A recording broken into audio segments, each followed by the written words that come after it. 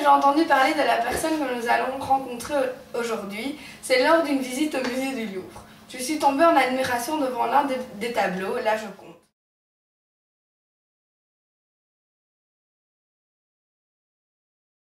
En rentrant chez moi, fascinée par ce que j'avais vu, j'ai voulu en savoir plus sur le peintre de ce tableau, Léonard de Vinci, que nous avons la chance d'avoir avec nous aujourd'hui. Bonjour Monsieur de Vinci, merci de nous faire l'honneur de votre visite. Cela fait plus de 490 ans que nous ne vous avons plus vu. Tout à fait, mademoiselle. C'est mon premier passage sur la petite lucarne d'ailleurs. Quelle technologie! À qui le dites-vous? Comment s'est passée votre enfance? Eh bien, tout a commencé le jour de ma naissance. Je suis né le 15 avril 1452 dans un petit village de Toscane.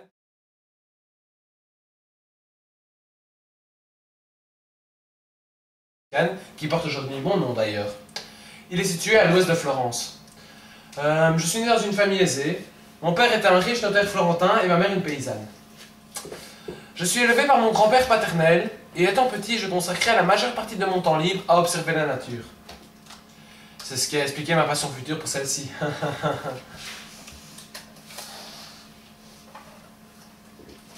Dès mes 8 ans, je reçois une solide éducation due au déménagement de ma famille à Florence.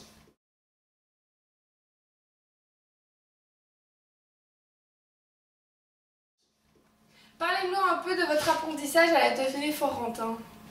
En effet, en 1468, j'ai travaillé à l'atelier florentin de Andrea del Verrocchio, où j'y ai surtout servi mon maître jusqu'au jour où il confia à Botticelli et à moi-même une partie d'une œuvre qu'il devait peindre, le baptême du Christ.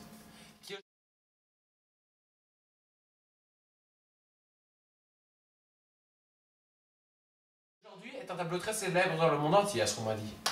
Tout à fait. Quand avez-vous peint votre premier tableau?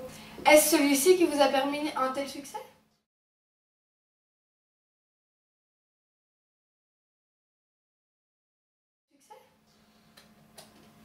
Pour tout vous dire, je ne pense pas avoir un grand succès. Mais puisque vous me le demandez, j'ai peint mon premier tableau à l'âge de 24 ans. Et c'est en effet grâce à celui-ci que j'ai commencé à être demandé par des ducs, des rois, des papes, etc. Mais pas seulement comme peintre, j'étais aussi architecte, décorateur, ingénieur, ainsi qu'organisateur de fêtes. En effet, vous avez exercé beaucoup de métiers.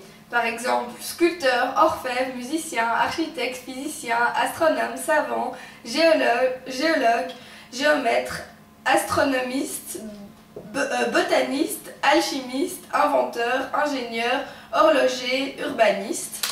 Mais où avez-vous acquis tout ce savoir? Eh bien, vous savez, un grand humaniste comme moi, j'aime beaucoup lire et travailler. C'est donc dans les livres que je me suis cultivé, et je ne le regrette vraiment pas. Vous avez tenu un répertoire de toutes vos recherches dans un carnet. Mais pourquoi avoir tout écrit en langage codé?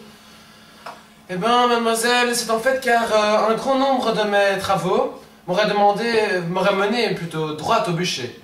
Par exemple, disséquer un cadavre ou ne pas se contenter de lire la Bible. C'est pour cela que j'ai rédigé ce carnet de droite à gauche et en écriture inversée. Très ingénieux tout ça. Où avez-vous puisé votre inspiration pour créer vos inventions militaires?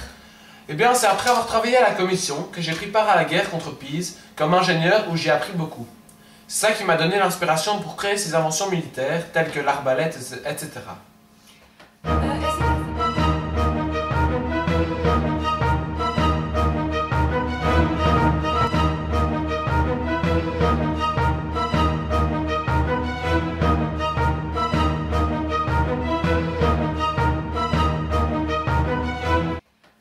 C'est à ce moment-là que vous avez peint la très célèbre Joconde qui est aujourd'hui exposée au musée du Louvre? Tout à fait. Et qu'est-ce qui s'est passé ensuite? Eh bien, vous savez, je me suis consacré à la recherche scientifique durant mon passage à Rome au service du pape Léon X. Ensuite, j'ai beaucoup voyagé dans toute l'Italie avant que François Ier, fasciné et séduit par mon travail, me contacte pour devenir le premier peintre, architecte à la cour du roi. Pouvez-vous nous donner quelques exemples de vos nombreux travaux, vos recherches et vos découvertes? Ouh là là, vous me posez une colle là. Je pense que vous en connaissez certainement plus que moi. Vous savez, à mon âge, on oublie vite. Mais sérieusement, il y a tellement de domaines. Mais si on mélange tout, il y a l'arbalète, l'hélicoptère, le parachute.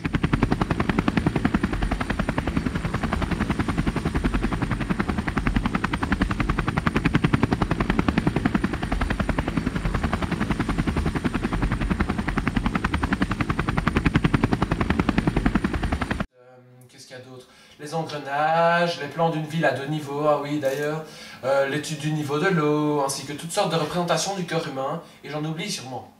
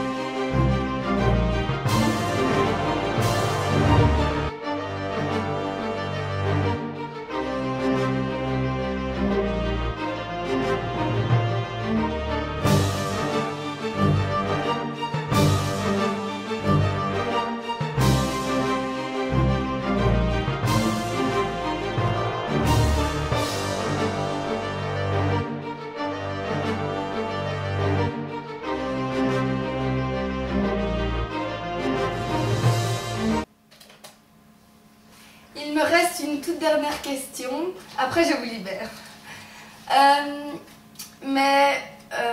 À vrai dire, je ne sais pas vraiment comment vous la poser. Vous voulez savoir comment tout cela s'est fini, c'est ça?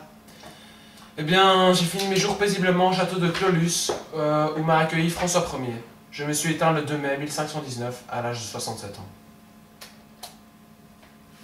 Merci beaucoup, monsieur De Vinci, de nous avoir accordé un peu de votre temps précieux. Je vais retourner d'où je suis venu.